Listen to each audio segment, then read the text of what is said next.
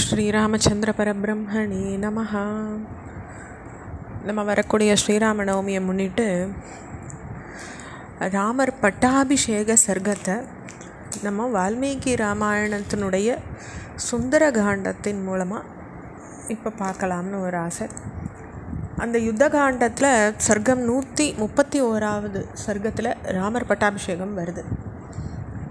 அதில் எப்படி வருது? முதல்ல சிரஸ்யஞ்சலி மாதாய கைகேயா நந்தவர்தன பபாஷே பரதோ ஜேஷ்டம் ராமம் சத்ய பராக்கிரமம்னு ஸ்லோகம் சொல்கிறது. அப்போ பரதன் தலை மேலே கை கூப்பிண்டு மகான் பாவரான தான் தமையனை பார்த்து பின்வருமாறு சொன்னார். கைகேயி அந்த வார்த்தையை கேட்டு ரொம்ப முகமலர்ந்து பரமானந்தம் அடைந்தாள்னு சொல்லப்பட்டிருக்கு. அப்போ அவர் சொல்கிறார், பரதர், சுவாமி, தாங்கள் இந்த ராஜ்யத்தை வேணாம்னு வனவாசம் செஞ்சதுனால என் மாதாவின் மனசை சந்தோஷப்படுத்திருக்கீங்க. பிறகு சித்திரக்கூட்டத்தில் இதை என்கிட்ட ஒப்பு வச்சிங்க, அதாவது பாதுகையை சொல்கிறார். அதனால் தாங்கள் என்கிட்ட அடைக்கலமாக வச்ச கோசல ராஜ்யத்தை இப்போ தங்களிடத்தை மறுபடியும் நான் கொடுத்துட்டேன். ஆனால் நான் கேட்ட போது நீ கொடுக்கலாம், அது வரல வச்சுன்று நான் அயோத்தியிலேயே சகல போகங்களையும் அனுபவிச்சுட்டு சுகமாக வசிக்கிறேன், நீதியே ராஜ்யத்தை ஆண்டுக்கோன்னு நீங்கள் சொல்லுவீங்கன்னு சொல்கிறார் பரதர். அப்போ அவர் சொல்லும்பொழுது சொல்கிறார், இப்படியெல்லாம் நீங்கள் சொல்லுவீங்க, ஆனால் பூர்ண பலமுள்ள ஒரு எருது தனியாக சகாயம் இல்லாமல் சுமந்துடுற ஒரு பாரத்தை சின்ன கண்ணுக்குட்டி சுமக்க முடியுமா என்ன? அப்படின்னாக்கா இதுவரையில் எப்படி நீ ஆண்டுன்னு வந்தேன்னு கேட்பீங்க. ஆற்றில் ஜலத்தின் வேகத்தை தடுக்கிறதுக்கு மரக்கிளை, வெக்கோல், மரம் இந்த பதார்த்தங்களை போடுறது ஒரு வழக்கம். அங்கங்கே சிறு துவாரங்கள் ஏற்பட்டு அந்த வழியாக ஜலம் பிரவாகிச்சுண்டு ஓடும், அணையை மடிச்சுண்டு அது போகிறது போல். அப்படிப்பட்ட இந்த ராஜ்ய பாலனம்ன்றது சுலபமான விஷயம் கிடையாது. ஆள்றவனுக்கு உத்தம குணங்கள்னு பலமாக இருக்காட்டாக்கா, அந்த அணை இல்லாட்டாக்கா ராஜ்ய ரகசியங்கள் சீக்கிரத்தில் வெளிப்பட்டுடும். அதனால் என்னை போல் நீயும் பிரஜைகளை உத்தம குணங்களால் வசப்படுத்தக்கூடாதான்னு நீங்கள் என்ன கேட்பீங்க. இப்படி பரதனுடைய வார்த்தைகள் ஜாலங்கள் இதெல்லாம். நீ உன் பிரஜைகளை உத்தம குணங்களால் வசப்படுத்தக்கூடாதான்னு நீங்கள் கேட்பீங்க. உத்தம அஸ்வத்தை நடக்கிற கழுதையின் நடையும் ஓமை உண்டா?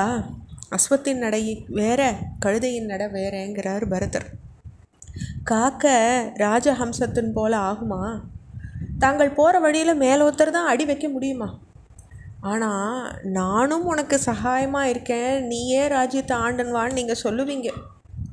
ஒரு வீட்டில் வளர்த்த மரம் விசாலமான கிளைகளோட அழகான புஷ்பங்களோட நிறைஞ்சும் ஒரு பழம் கூட இல்லாமல் இருந்தால் அதை வளர்த்தவனுக்கு என்ன பிரயோஜனம்? நம்ம பிதா 60,000 வருஷங்கள் வரை புத்திரன் இல்லாமல் இருந்து அஸ்வமேதத்தை யாகம் பண்ணி புத்திரகாமேஷ்டி யாகம் பண்ணி தங்களை பெற்றுண்டார். தாங்கள் லோகோத்தமமான அனந்த கல்யாண குணங்களோட வளர்ந்துன்னு வந்தீங்க.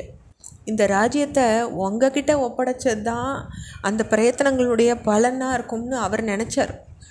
இப்போ சகல பூமண்டலத்தையும் தர்மமாக பரிபாலனம் செய்ய தகுந்த உத்தம குணங்கள் தங்கக்கிட்ட இருந்தும் வம்ச பரம்பரையாக ஜேஷ்ட புத்திரர்களால் ஆளப்பட்டு வந்த இந்த பரம்பரையை நீங்கள் ஆளாமல் அது விட்டுட்டாக்கா தங்களை பெற்று வளர்த்ததன் பிரயோஜனம் என்ன உங்கள் தந்தைக்கு? சூரியன் மத்தியான காலத்தில் ஆகாச வீதியிலையும் பூர்ண கிரணங்களோடையும் சகல ஜகத்துக்கும் பிரகாசத்தையும் ஆயிலையும் கொடுத்துண்டு விளங்கிறது போல் தாங்கள் பட்டாபிஷேகம் மகோத்சவம் பெற்றுண்டு சிம்ஹாசனத்தில் இருந்து எல்லாருக்கும் க்ஷேமத்தை நீங்கள் தான் கொடுக்கணும்னு பரதர் கேட்டுக்கிறார். விடியற் காலையில் மதுரமான கானங்களோடையும் வாத்திய சப்தங்களாலேயும் தங்க சலங்கைகளாலும் அலங்கரிக்கப்பட்ட உத்தம ஸ்திரீகள் நாட்டியங்களாலேயும் தாங்கள் எழுப்பப்படுறத நாங்கள் பார்த்து மகிழுறோம். சகல போகங்களையும் அனுபவிக்க தகுந்தவா நீங்கள் தான். ஆனால் உங்களுக்கு ராஜ்யபாலனம் செய்ய ஆசை இல்லையான்னு கேட்பீங்க.